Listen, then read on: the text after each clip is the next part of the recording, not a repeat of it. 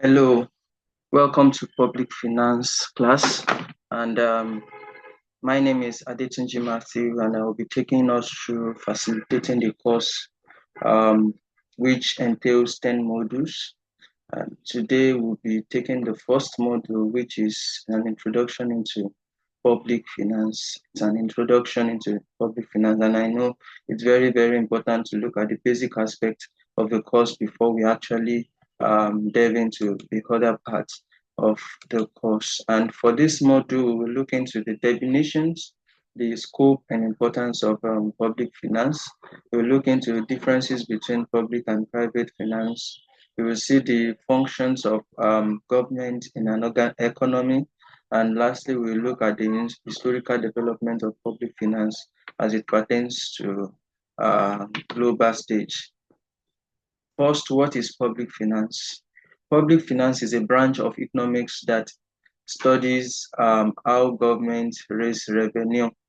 Um, they raise revenue, allocate resources, and also manage spending in order to achieve economic and social goals. And looking at it from the angle of Dalton, it defines public finance as one of the early, who is one of the early pioneers of public finance, and it defines it as concerned with the income and expenditure of public authorities and with the adjustment of one to the other.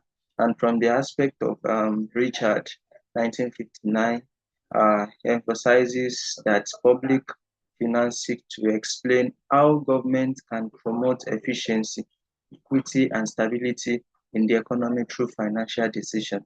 And looking at it, the main focus of public finance is that unlike that of private finance, which aims at individual or corporate profit, public finance focuses on collective good and social welfare. So that means looking at it from the aspect of a private organization, an organization that is called private is made or established for profit making. Um, and looking at the contrast of it, public finance is not for profit making.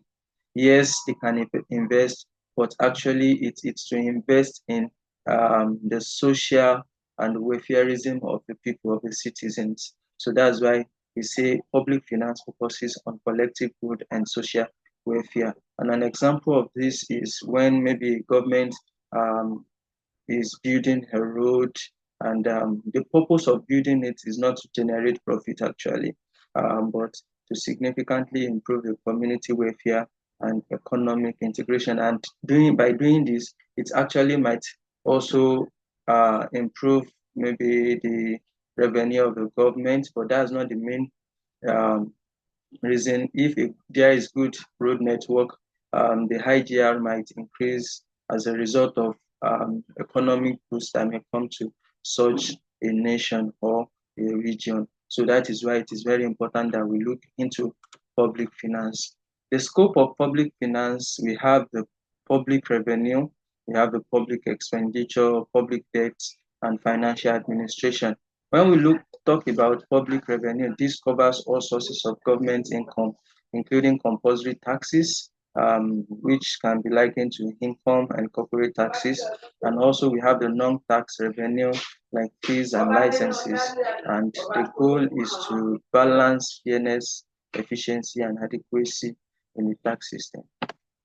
Also, for the public expenditure, this is how government spends its money, and spending is classified as either recurrent or capital, as we'll be looking at it in the coming modules. And also, we have the public debt, which occurs when a government revenue isn't enough to cover its expenses, leading to borrowing from domestic or international sources. And managing this debt is crucial for economic stability. And lastly, on the scope of public finance is the financial administration, and this involves the process of for planning, implementing, and monitoring government finances, which includes budget preparation and auditing, and it ensures public funds are used effectively and reduce the risk of corruption.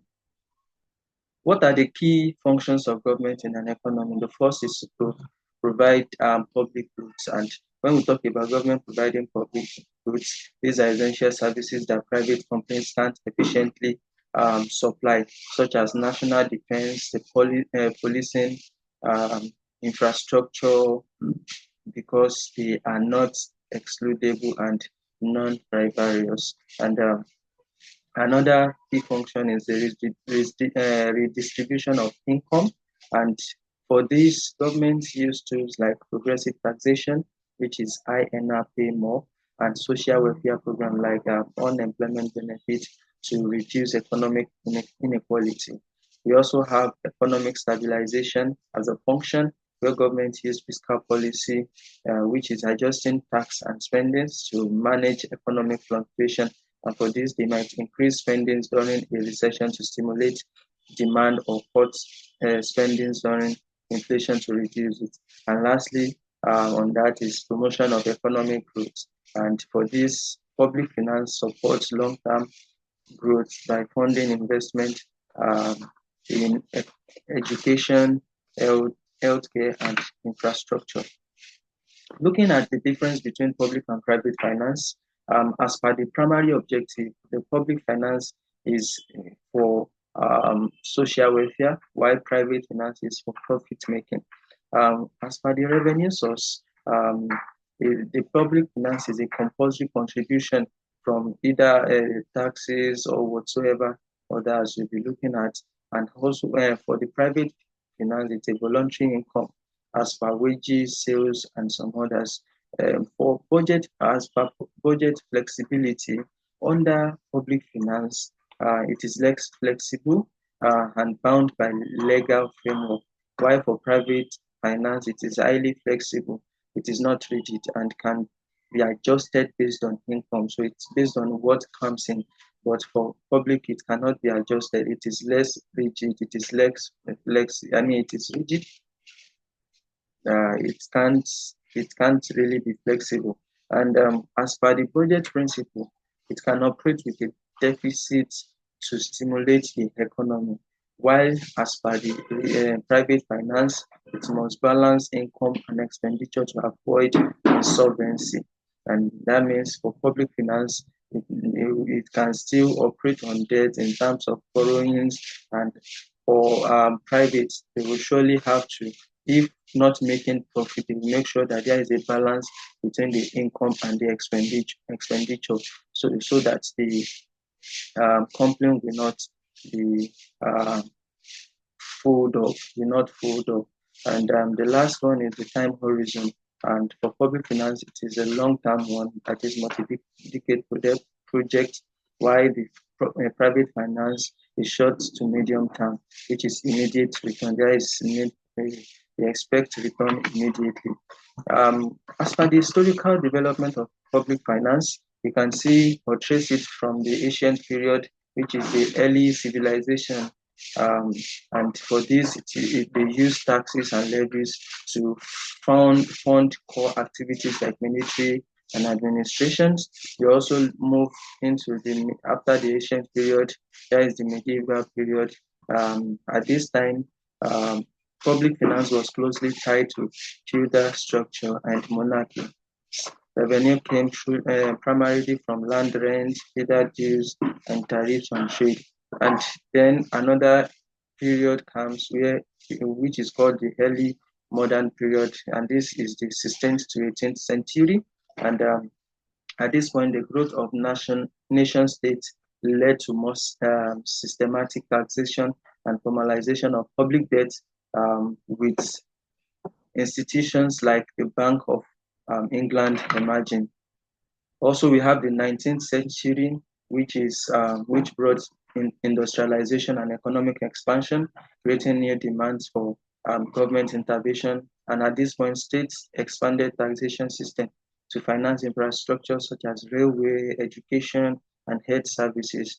We have the 20th century also under the historical development, and this is the Great Depression and World War expanded the role of government.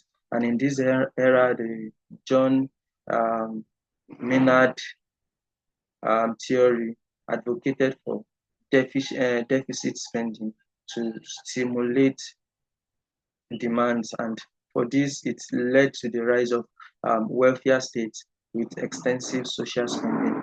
And we are in the current historical development period, which is a contemporary era, where public finance now grapples with global issues like climate change, and economic inequality.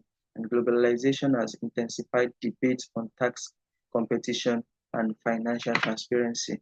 In conclusion, public finance is the backbone of modern governance, enabling governments to manage resources and address societal needs. And its distinct focus on social welfare, long-term planning, and compulsory revenue set it apart from private finance. And having an understanding into it is essential for effective governance, um, economic management, and ensuring the well-being of societies. Thank you.